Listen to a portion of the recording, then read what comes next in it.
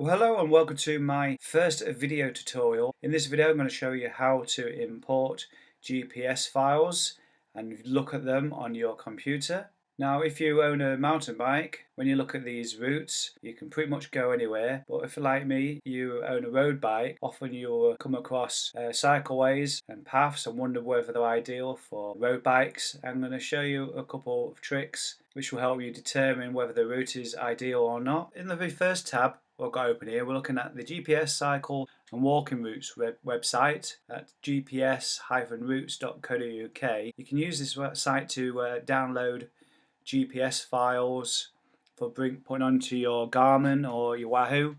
But if like me, you've probably wondered how you get to see those before they get to your device. I'm going to show you how to do that. So firstly, we're going to look at cycle routes. Click on here, cycle routes in England. If I go to Gloucestershire, we're going to look for the Cirencester to Stroud. Right, okay, it says here you follow a couple of NCN routes, the 48 and the 45, through the beautiful Cotswolds. It says the route continues on the Thames Path and minor roads through the Cotswolds to Nailsworth, where an off-road path takes you into Stroud, finishing near the River Frome. Okay, so if I was reading that, straight away I'd be like, okay, off-road path, well, what does that actually mean? If you're on a mountain bike, that's great, you can go anywhere. But if on a road bike, you need to know what that actually means. So what we're going to do, we're just going to click on through onto this particular route, scroll down to the bottom, and we'll see here is the GPX file. So we're just going to click that to save it to my downloads folder. And on my next tab, I've got this website called BikeHike.co.uk, and let me just remove that a second. If you go to the course creator, it brings you to this map view, and from here you can load that GPX file into the map. So we'll just drag that into there, upload route, and there you go. Now what I always do when I use BikeHike, the GPS data for the elevation is not always quite accurate. If we go to options, click on resample elevation data, so we're just going to click that just in case it's incorrect or the data is not available at all. Now using BikeHike you can switch between the gradient as well, so we can see how steep some of the inclines are. So they're touching 10%, so nothing ridiculous in there. Let's start at the beginning, shall we? We can follow the route, zoom in as much as we like.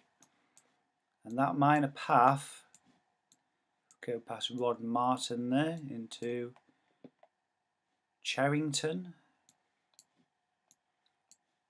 Keep following it.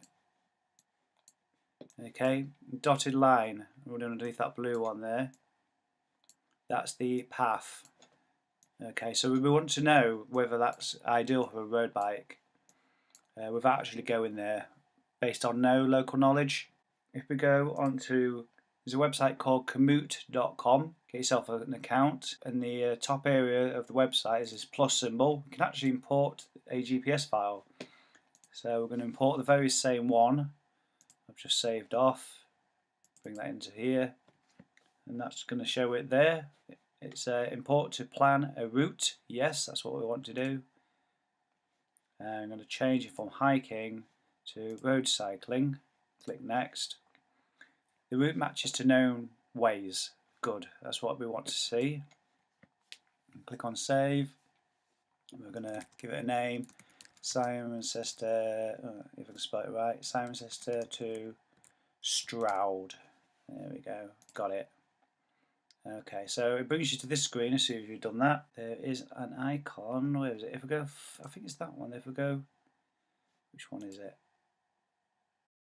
Right, clicked on expand, so it's going to take it to full screen. There you go, that's what you can see moving as I'm moving along the profile there. But down the left hand side of the screen, it's got way types or surfaces. So if we just hover over that green, we can see the cycleway is on the left hand side there. Okay, so we knew that anyway, But what kind of material was that made of? If we just scroll down over there onto the surfaces, the paved surfaces, which was well, most of that road, which was looking at earlier, is actually classed as paved, and the rest is asphalt. So asphalt, that's fine for a road bike. And it's at the beginning of the ride in Cirencester as you're leaving the city, and then it's at the end as you come into Stroud. Komoot also helps by telling you it's an easy road ride, great for any fitness level, mostly well-paced surfaces and easy to ride. That's exactly what I wanted to know.